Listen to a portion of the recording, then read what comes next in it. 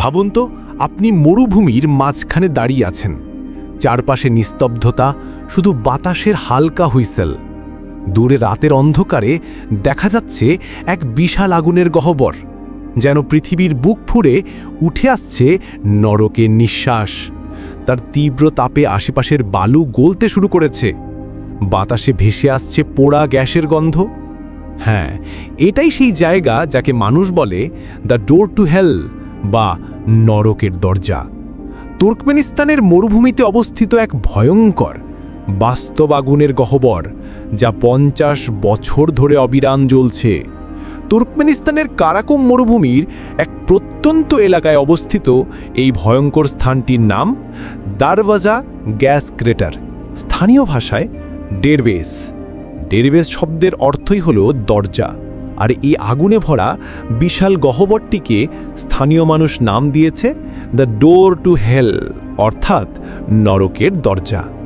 একটি বিশাল গোলাকার গর্ত, প্রায় 70 মিটার চওড়া, 30 মিটার গভীর, এবং ভেতরে আগুনের শিখা যেন নড়ছে জীবন্ত কোনো দানবের মতো। দিন রাত, গ্রীষ্ম শীত, কোনো দিনই নেভে নাই আগুন।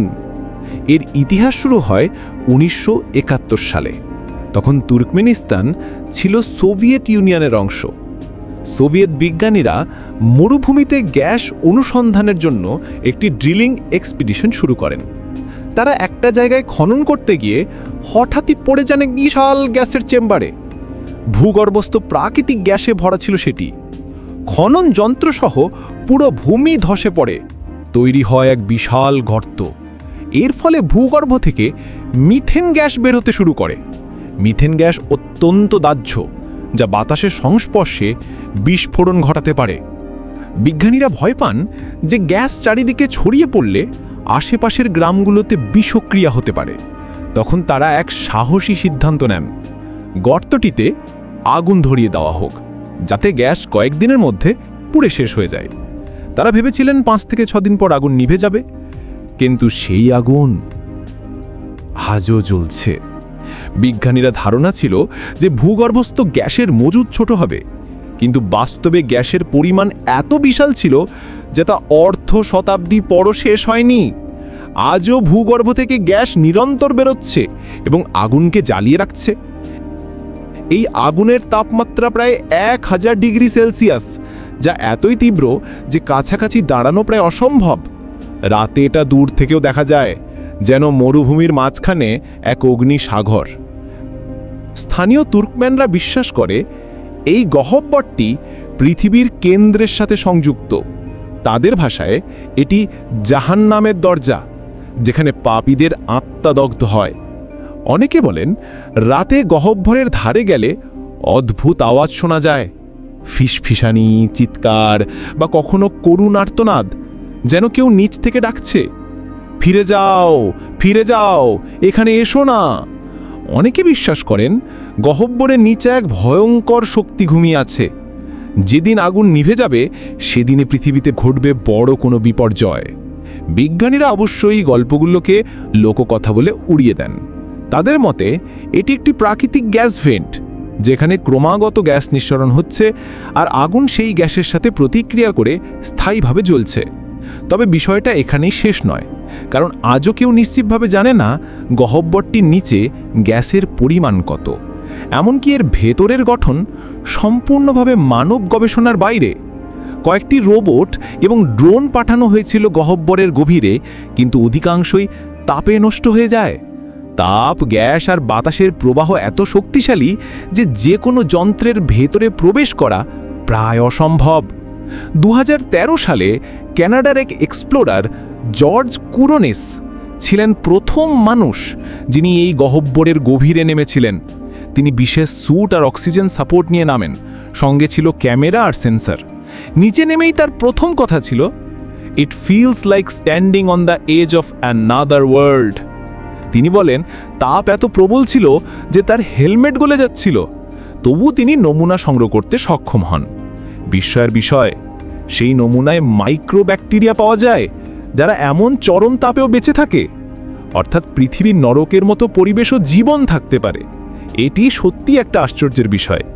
এই আবিষ্কার পৃথিবীর বাইরের গ্রহে জীবনের সম্ভাবনা নিয়েও নতুন আলোচনা শুরু করে। তুর্কমেন সরকার বহুবার এই আগুন নেভানোর চেষ্টা করেছে। রাষ্ট্রপতি গুরবাঙ্গুলি বের্দিমুহামদভ নিজেই ঘোষণা দেন যে এই আগুন আমাদের পরিবেশের জন্য বিপদ। তবুও কোনো প্রচেষ্টাই সফল হয়নি। কেউ বলে গর্তে জল ঢালা হয়েছে, কেউ বলে কাদা ফেলা হয়েছে, কিন্তু আগুন জ্বলেই যাচ্ছে। মনে হয় যেন কেউ অদৃশ্যভাবে সেই আগুনকে রক্ষা করছে। 2022 সালে আবার সরকার ঘোষণা দেয়, আমরা নরকের দরজা বন্ধ করব, কিন্তু আগুন তখনও নেভেনি। যারা এই জায়গায় রাতে গিয়েছেন তারা বলেন রাতের নিস্তব্ধতায় গহ্বরের আগুন যেন জীবন্ত হয়ে ওঠে। বাতাসে ভেসে আসে গ্যাসের গন্ধ, বাতাসের শব্দে মনে হয় কেউ ফিসফিস করছে। গহ্বরের ভেতরে শিখাগুলো এমনভাবে নড়ে যেন তারা কথা বলছে। আজ এটি তুর্কমেনিস্তানের সবচেয়ে জনপ্রিয় পর্যটন স্থল। প্রতি বছর হাজার হাজার মানুষ আসে শুধু এক ঝলক সেই আগুন দেখতে। কিন্তু আশ্চর্য বিষয় হলো, আশেপাশে কোনো বড় শহর নেই, কোনো হোটেল নেই, শুধু বালু, গরম বাতাস আর সেই অগ্নি গহ্বর। রাতে কেউ কেউ ক্যাম্প করে, দূর থেকে আগুনের আলোয় তাঁবুতে বসে তাকিয়ে থাকে সেই নরকের দিকে। এই আগুন আর কতদিন জ্বলবে কেউ জানে না। কেউ বলে 10 বছর, কেউ বলে 100 বছর, কেউ বলে আগুন নিভবে না যতদিন না পৃথিবীর শেষ আসে। কিন্তু একটি প্রশ্ন রয়ে গেছে, যদি আগুন নিভে যায় তাহলে কি ঘটবে? গ্যাস জমে আবার বিস্ফোরণ ঘটবে, নাকি সত্যি মুক্তি পাবে কোনো অদৃশ্য শক্তি যাকে আমরা নরক বলি? দারভাজা গ্যাস ক্রেটার শুধু একটি বৈজ্ঞানিক কৌতূহল নয়, এটি মানব সভ্যতার অহংকার, ভয় এবং রহস্যের প্রতীক। মানুষ ভেবেছিল প্রকৃতিকে জয় করা সহজ, কিন্তু প্রকৃতি দেখিয়েছে তার ভেতর এমন শক্তি লুকিয়ে আছে যা হাজার বছরেও শেষ হয় না। যখন রাতে আপনি মরুভূমির নিস্তব্ধতায় দাঁড়িয়ে থাকবেন আর দূরে দেখবেন সেই আগুনের ঝলকানি, তখন বুঝবেন যে এই পৃথিবীতেই হয়তো সত্যি একটি নরকের দরজা আছে। এরকম ভিডিও আরও পেতে চ্যানেলটি সাবস্ক্রাইব করে বেল আইকন বাজিয়ে দাও।